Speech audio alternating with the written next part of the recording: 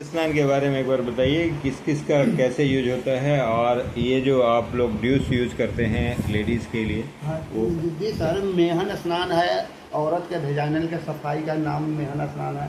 गर्म पानी, नीम का पत्ता गर्म पानी में उबालेंगे और सहने लायक हो जाए, ठंडा हो जाए, तब पाइप के द्वारा भेजाइनल उसे सफाई किया जाता है। उससे बांसपन की बीमारी दूर होता है, खाज खुजली भेजाइनल का ठीक हो जाता है, डिकोरिया ठीक हो जाता है। एमसी संबंधी जो भी डिस्मोनोरिया हो, 8 प्रकार के एमसी रोग है, वो 8 प्रकार के एमसी रोगों को दूर करता है। एक क्या मेहन स्नान। ओके, पुरुषों के लिए मैन स्नान किस हाँ, लिए? पुरुषों के लिए मेहन आधा, पुरुषों के लिए लिंग के प्रसाद के लिंग करके चमड़ा उघाड़ करके जल के धारा ऊपर दिया जाता है, छिद्र के ऊपर।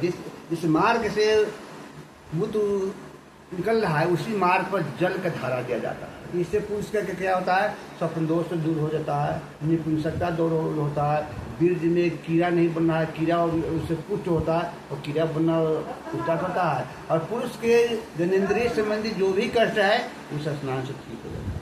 प्रोस्टेट का प्रॉब्लम भी इससे जाएगा जी आराम जी से? जी, बिल्कुल बिल्कुल।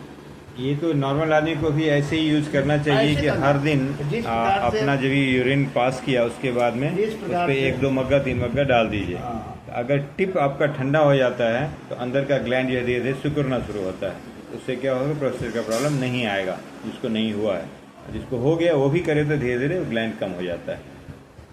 ओके, इस तरह से वो पुरुषों के लिए भी स्त्री के लिए मेहन स्नान बहुत ज़रूरी है, हर आदमी को करना चाहिए। तब तो अवेयरनेस नहीं है समाज में, इसके वजह से लोगों को इतना इशू होता है।